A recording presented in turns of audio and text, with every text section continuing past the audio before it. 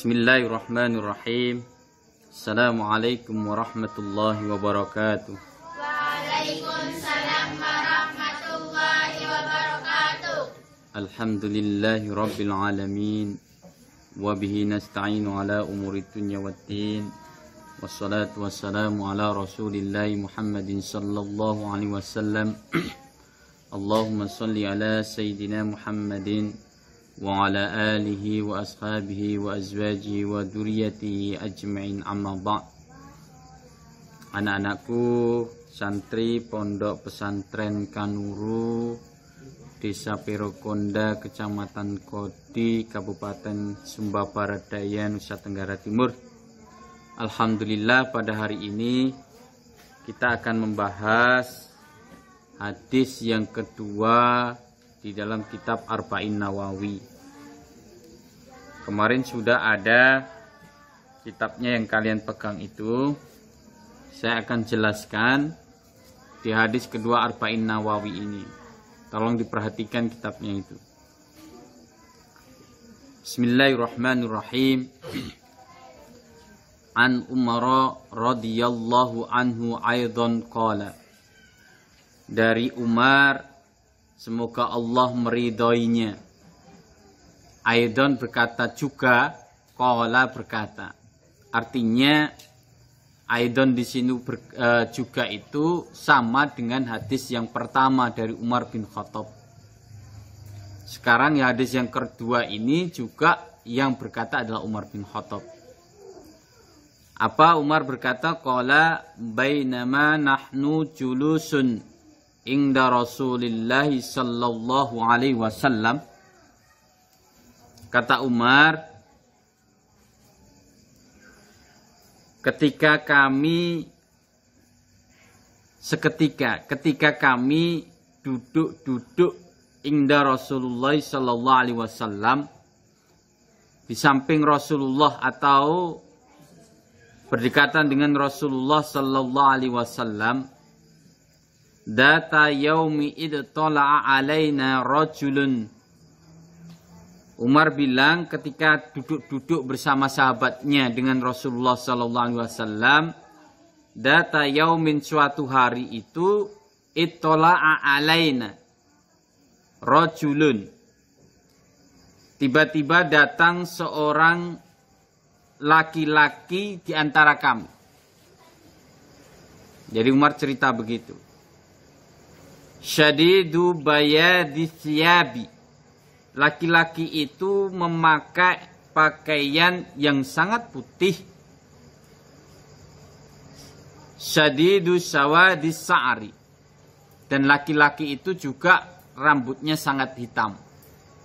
Jadi perawakan laki-laki yang datang saat Umar bin Khattab bersama sahabat ketika kumpul-kumpul di majelis begitu, tiba-tiba datang orang yang pakai bajunya itu putih sekali dan rambutnya sangat hitam. Jelaskan dalam hadis itu, la yura alaihi atharus safari, tidak nampak atasnya orang itu atharus safari, bekas perjalanan yang panjang.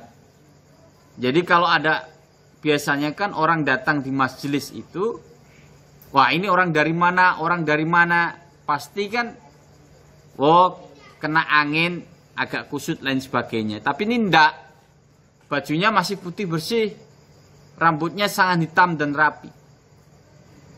Makanya digambarkan seperti itu. Enggak kelihatan dia, kayak orang yang baru bepergian, artinya baru nyampe, enggak kelihatan. Wala ya'rifuhu minna ahadun, dan Umar bilang, dan di antara kami semua di majelis itu nggak ada yang kenal sama orang ini. Ini siapa yang datang? Semua pada bertanya-tanya. Hatta jalasa ilan Nabi sallallahu alaihi wasallam, hingga telah duduk orang itu kepada Nabi sallallahu alaihi wasallam, artinya duduk dengan Nabi. Fa'asnada rokbataihi ila rokbataihi wa wada'a kaffaihi ala fakhidaihi.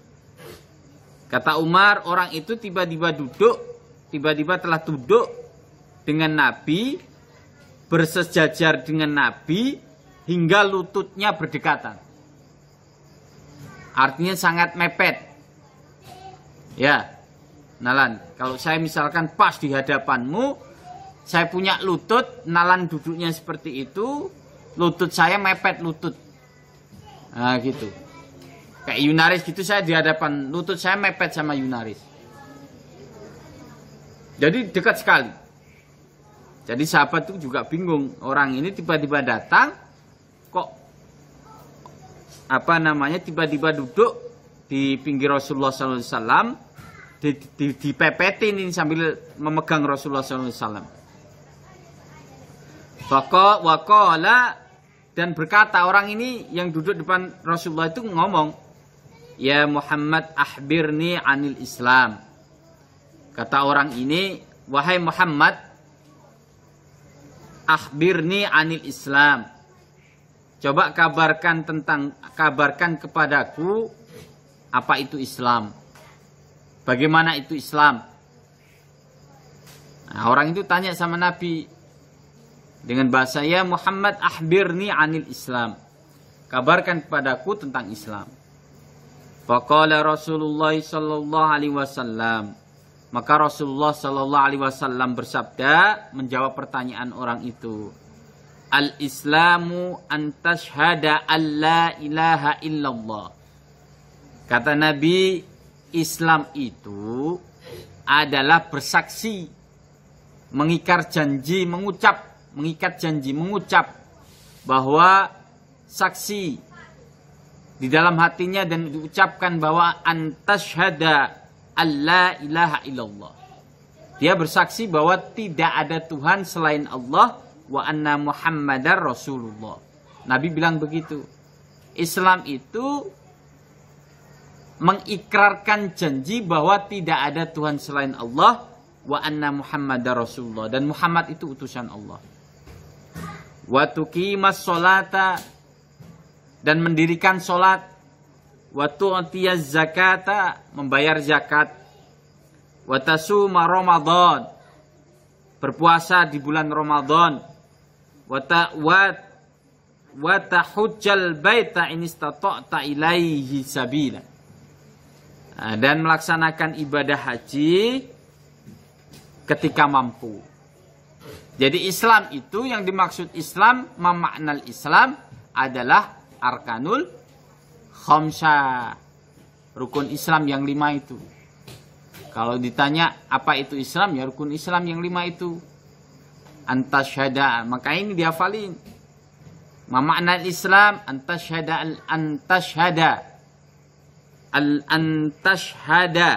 alla ilaha illallah wa anna Muhammadar Rasulullah.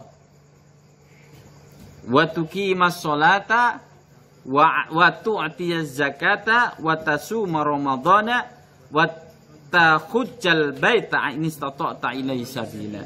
Ya 5 rukun Islam itu. Islam itu ya itu. Jadi orang kalau belum bisa melaksanakan yang 5 tadi, maka bisa dikatakan orang itu belum Islam.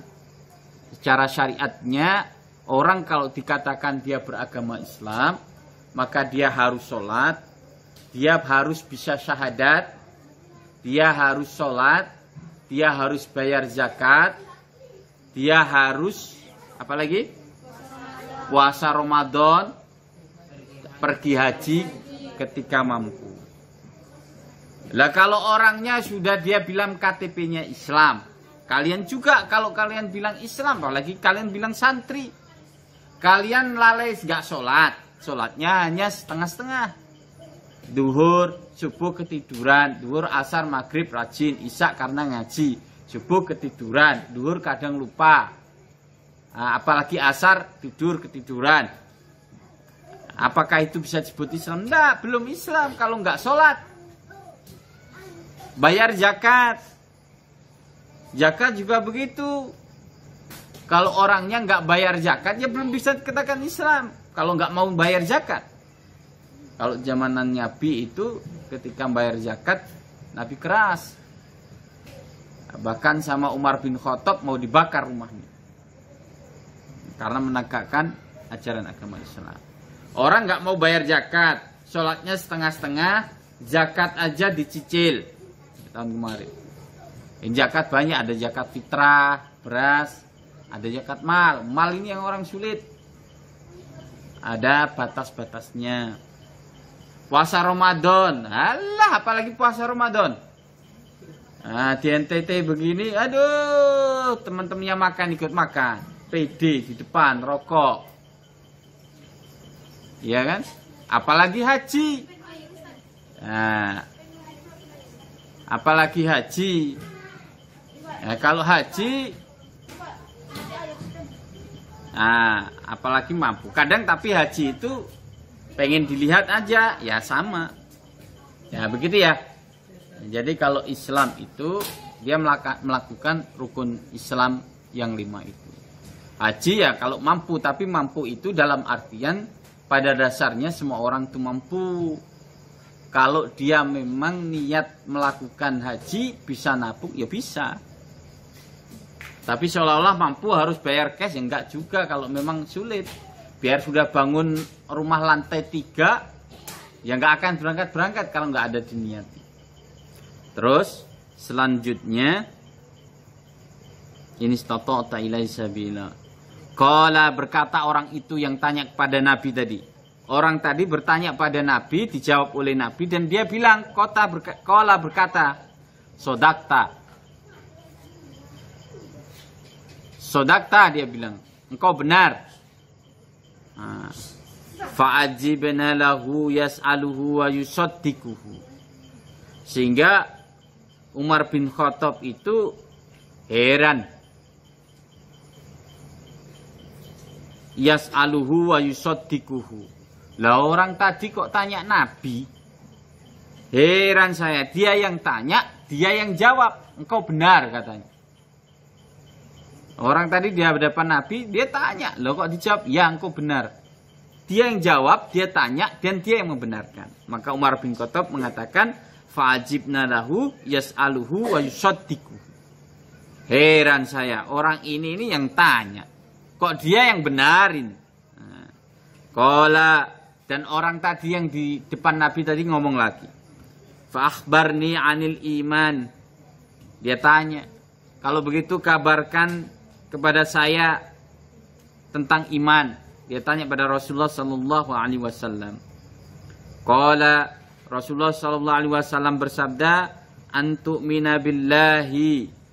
Iman itu adalah mengimani Allah wa malaikatihi, malaikat-malaikat Allah, wa kutubihi, kitab-kitab Allah, wa rusulihi, utusan-utusan Allah, wal yaumil akhiri, ya, hari akhir, hari kiamat, wa tu'mina bil qadri khairihi wa syarrihi, dan beriman terhadap ketentuan Allah, apakah itu ketentuan sifatnya baik wa syarrihi ataupun sifatnya buruk.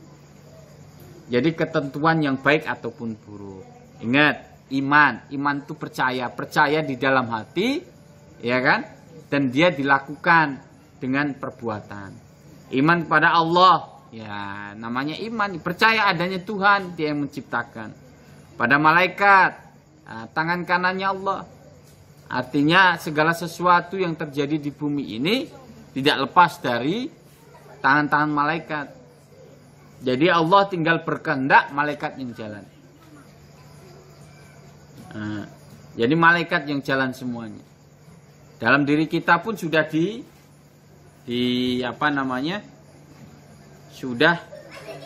Allah sudah utus malaikat mungkar dan nangkir. Raqib Atid. Ya. Yang catat perbuatan baik dan buruk apa? Mungkar nangkir apa Raqib Atid?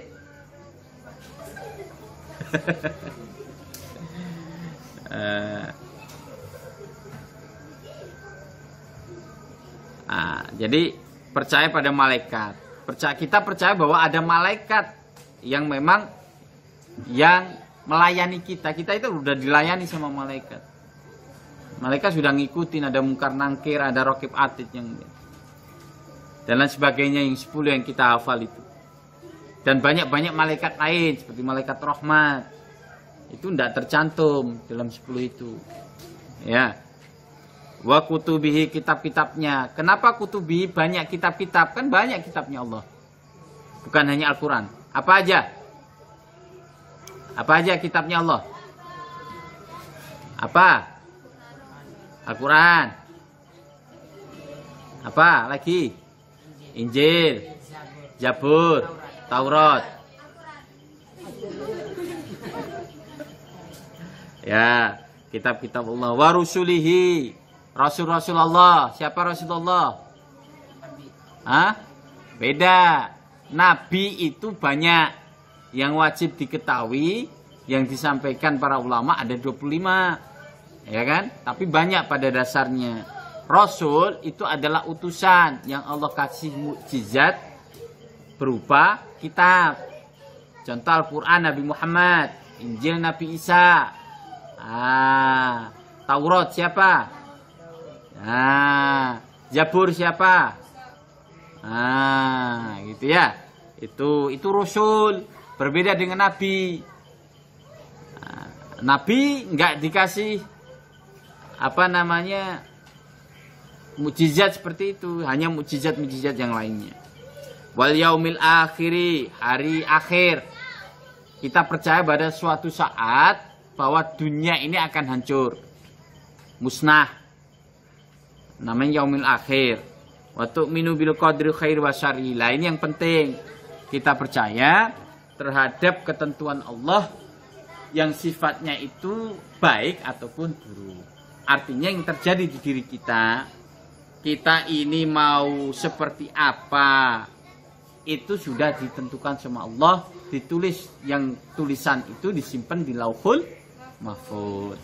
Jadi makanya kita kalau percaya yang baik, baik itu yang buruk, baik yang ada di diri kita, yang terjadi pada diri kita, orang tua kita, teman kita, masyarakat semuanya, kalau kita percaya seperti itu, maka tidak ada kita ngomongin orang.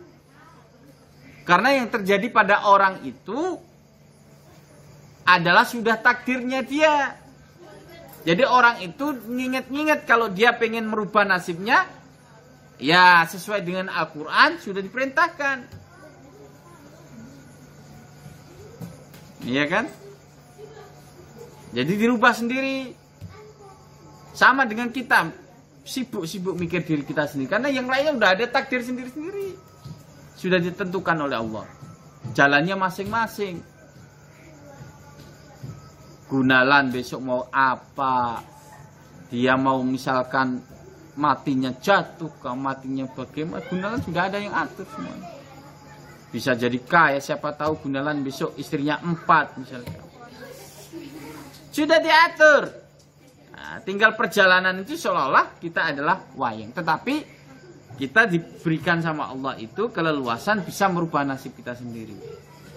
Semua kehendaknya Allah. Nah, makanya ada doa itu. Ya. Qala, dan orang itu ketika dijelaskan oleh Nabi dan bertanya apa itu iman, dijelaskan sama Nabi dan dia bilang, "Sodakta." Loh, engkau benar. Dia tanya, dia jawab lagi seperti yang rukun Islam tadi. Terus orang yang datang kepada Nabi tadi berkata lagi, qala fa ahbarni anil ihsan. Orang tadi tanya lagi, kalau begitu kabarkan saya apa itu ihsan, katanya.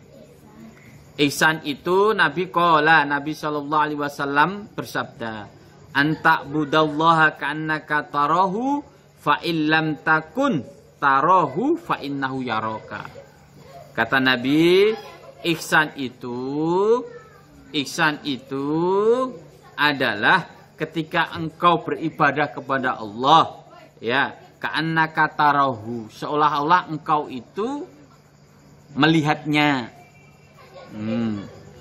Fa illam takun tarahu, apabila engkau tidak bisa melihatnya, fa innahu yaraka, maka sesungguhnya dia Allah itu melihatmu. Itu ihsan yang dimaksud dengan ihsan. Jadi kalau kalian misalkan Ibadah itu bukan hanya sholat loh mas. Semua tadi termasuk ibadah. Iman masuk ibadah. Rukun Islam tadi masuk ibadah.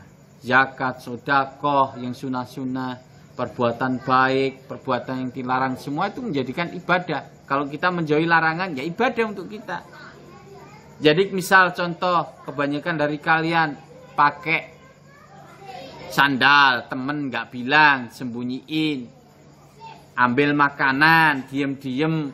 Lah itu artinya apa? Kalau kalian itu sudah ihsan, akhlak kalian itu yang dianggap baik, maka kalian malu. Karena apa? Kalian tahu bahwa Allah lihat saya. Teman, mana sandalku ya? Ini saya pinjem, bilang begitu. Makanan saya hilang. Kalian takut karena Allah melihat saya. Kita nggak bisa melihat Allah. Maka katanya fa innahu yaraka. Lah di dalam diri kita harus pastikan bahwa Allah melihat kita. Begitu ya? Nah, jangan dari sembarangan, apalagi ngomong bohong. Bohong, oke lah bohong. Saya sering dibohongi sama anak-anak ini. Gimana ini? Wah, baru belajar sudah sering bohong-bohong ke saya. Bohong, ya oke saya kena bohong, tapi ingat Allah nggak bisa dibohongi. Karena Allah melihat segalanya. Jadi semua ibadah kalian yang kalian lakukan, baik itu sholat, semua karenakan Allah, niatkan untuk Allah semua, nggak ada niat yang lain. Ya. Fa innahu yaraka. Lanjutannya qala.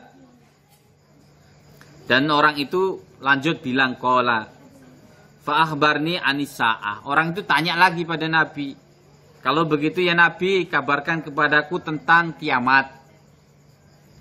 Qala Nabi sallallahu alaihi wasallam bersabda, qala mal mas'ulu anha bi'a'lama minas sa'il.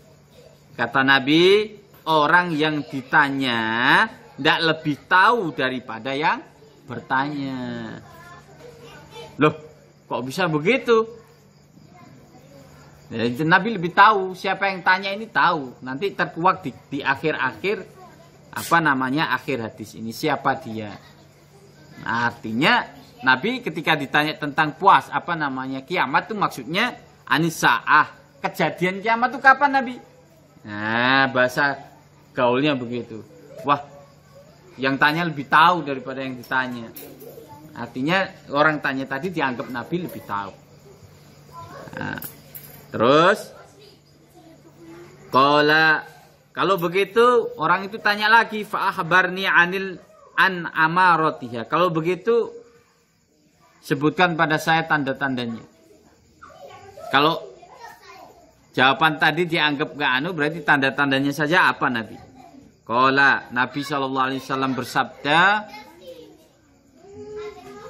antalidal amatu rabbataha wa antarul khufatal uratal alata ri'a as-sa'i yatatawaluna fil bunyan.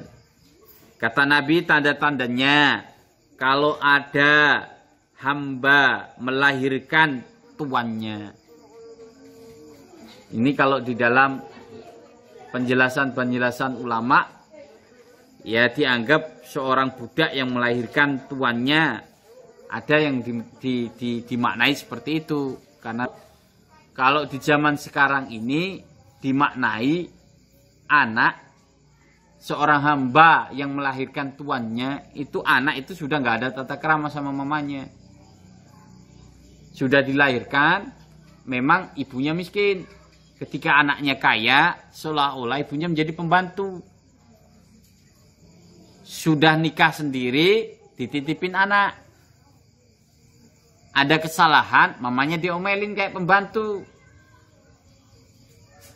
Ya, sudah dilahirkan, sudah merasa kaya, ibunya suruh masakin untuk mereka. Nah, kayak begitu kalau maknanya sekarang.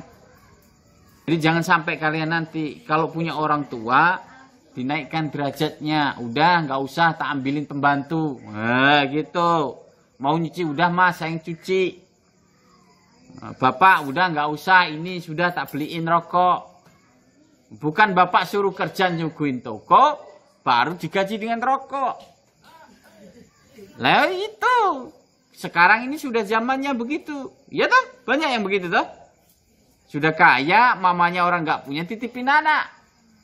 Diperintahin sekolahin mah, itu kan sana, bawa sana. Wah, kayak pembantu toh. Jadi dia lahirkan tuannya. Seperti tuannya anaknya ini. Padahal itu udah termasuk anak yang durhaka. Ingat-ingat ya. Nah itu kalau kita maknai yang sekarang. Wa antarul khufatal uratal alata ri'a as-sa'i yatatawaluna fil bunyan. Dan orang-orang banyak yang telanjang kaki dan telanjang dada. Maksudnya banyak orang-orang itu sudah memamerkan auratnya. Ya. Sudah bangga, nggak pakai jilbab, kelihatan rambutnya dilihat orang. Padahal kata Nabi Shallallahu Alaihi Wasallam, nanti sehelai rambut yang kalian tampakkan dan dilihat orang laki-laki itu, maka kalian akan dimintai pertanggungjawabannya. Satu rambut itu yang kalian lihatkan, sengaja lihatkan untuk laki-laki biar laki-laki terpesona melihat, wih rambut habis direbonding. Samponya sampo Pentin, baunya harum. Nah gitu misalkan gitu. Tapi ingat, itu kata Nabi besok dimintai pertanggungjawaban satu rambut itu. Bahkan pernah saya ingat itu, satu rambut itu seolah-olah kalau kalian lihat kan akan dibakar dengan api neraka itu kalau nggak salah. Kali berapa rambut yang punya kalian egol-egol gini. Ini perempuan ini. Apalagi telanjang dada. Pernah telanjang dada? Ya telanjang dada bukan berarti ini dada terus dibuka. Enggak juga. Kalian pakai jilbab, tapi jilbabnya masih kelihatan. Masih ada apa? Masih ada batok kelapanya. Loh iya tuh. Sudah pakai jilbab, batok kelapa masih kan telanjang sama. Wih besar, kecil kan gitu. Sama. Nggak ada bedanya. Apalagi nggak pakai jilbab, pakai kaos, kaosnya kelihatan belahan. Wow, Pak Im ini paling seneng ini sudah. Itu udah nggak bisa tidur tuh Pak Im itu. Nggak tahu pagi-pagi keramas sudah dia. Ngapain Im keramas itu? Ayo dah. Apalagi telanjang dada semua dimintai pertanggungjawabannya. Ingat loh, kalau kalian nanti bisalah nanti dijelaskan pelan-pelan bagaimana adab. Saya pernah dengar kalau nggak salah pernah baca itu kalau rambut itu nanti dibakar itu kayak disetrika. Orang siksa akhirat itu lebih parah loh. Ingat loh. Bisa kepala pecah balik lagi. Ya kalian ngerasain rasanya pecah kepala. Habis itu dibalikin sama Allah. Pecah lagi. Balikin. Sama dengan orang yang melihatkan auratnya. Dikelupas kulitnya. Balikin lagi. Kelupas lagi. Ya sakit. Ya terus sakit begitu. Orang yang omongannya jelek sama. Tusuk. Charlie.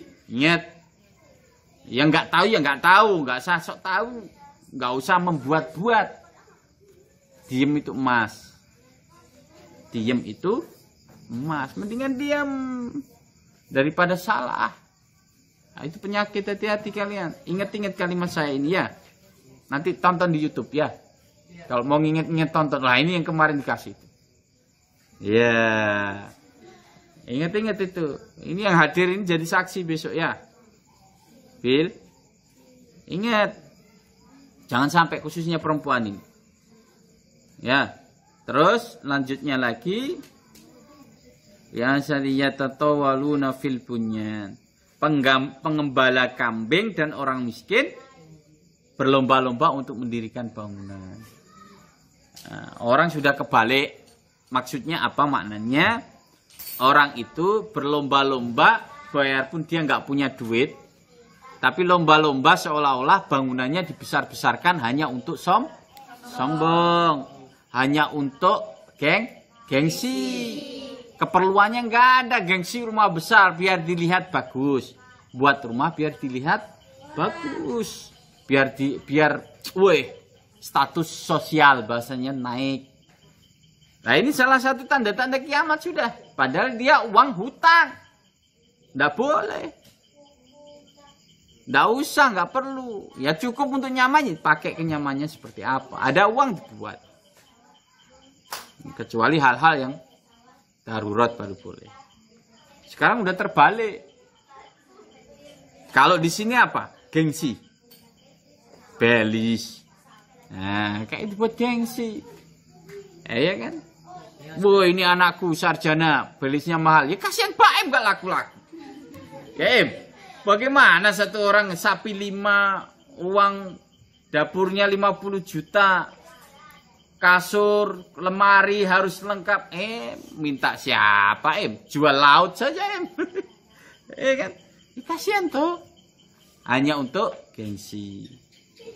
Pesta, sunahnya udah ada. Oh sunat-sunat aja. Enggak. Mau pestanya gengsi. Kayak begitu gitu udah tanda-tanda akhir kiamat. Ini sudah masuk tanda-tanda kiamat. Sudah ada enggak sampai sekarang yang saya sebutin tadi? Telanjang dada, telanjang kaki. Terus ibu dianggap pembantu. Banyak ya? Kayak kita berarti sudah mendekati tanda-tandanya. Jadi tidak usah begitu. Tsumman talaqa falabistu maliyan. Kemudian Umar bin Khattab berhenti sejenak sambil berpikir. Kemudian tsumma qala, Nabi SAW bersabda ketika melihat Umar berhenti, dia merenung, mikir, ini tadi gimana sih? Tamu tiba-tiba datang, nggak lihat dia datang dari mana, bukan orang, tampak orang datang baru, nggak ada yang kenal, sudah tanya dia yang jawab dan lain sebagainya. Umar berhenti dia, artinya merenung, ini siapa gitu, mikir. Akhirnya Nabi SAW bersabda, ya Umar, Nabi negur, wahai Umar, ata dari manis sa'il, tahukah engkau siapa yang bertanya, kata Nabi. Umar dikasih tahu, hei Umar, tahu nggak kamu siapa yang tanya itu? Nabi bilang begitu. Qultu, dan aku mengatakan, Umar bilang gini, Allah wa rasuluhu a'lam. Kata Umar, hanya Allah dan Rasulnya yang tahu. Dijawab. Karena Nabi tanya tadi, Umar bilang begitu, hanya Allah dan Rasulnya yang tahu. Qala, berkata Rasulullah bersabda Rasulullah sallallahu alaihi wasallam, fa innahu Jibrilu atakum yu'allimukum dinakum. Pada sungguhnya yang datang tadi adalah Jibril, malaikat Jibril. Atakum, yang datang kepada kalian, datang ke sini ini, kata Nabi, yu'allimukum, untuk mengajari kepada kalian dinakum, tentang agama kalian. Jadi sumber syariat, yang disebut syariat itu tadi. Faham ya? Faham ya? Jadi kalau bisa dihafalkan, diterjemahkan kayak saya tadi, sambil dihafalkan, minimal mengerti apa itu Islam, apa itu iman, apa itu ihsan, tanda kiamat kata Nabi apa. Kalau tanda kiamat yang tak sebutkan sudah ada, maka jangan sampai kalian sudah melampaui batas. Ini sudah ada, tinggal nunggu waktu. Kapan? Hanya Allah yang tahu. Makanya nggak usah kita aneh-aneh, omong enggak, berbuat jahat sama temen, marah-marah dan lain sebagainya, tetangga ngomongin. Pokoknya yang aneh nggak perlu dah, mikir diri sendiri dah. Pikir, saya harus pinter, saya harus kaya, saya harus taat, saya harus ke masjid terus, saya harus tidak boleh meninggalkan sholat dan lain sebagainya. Pikir diri, orang lain terserah. Yang berbuat jahat terserah, itu tanggungan dia. Kalau bisa ya kita ingetin, nggak bisa ya udah. Begitu. Jadi nggak usah, ini khususnya yang perempuan ini. Banyak besok. Kata Nabi, neraka itu besok bahan bakarnya adalah manusia. Ditanya lagi, loh siapa manusia siapa? Paling banyak adalah perempuan. Ingat, Charlie. Jadi nggak usah udah, apalagi lulusan pesantren udah. Jadi ustadzah sudah, nggak macem-macem. Ngerawat anak, ngerawat suami, ngerawat bapak, ngerawat ibu. Selesai sudah. Buka toko, Jadi pegawai tapi nggak usah aneh-aneh. Karena udah di akhir zaman.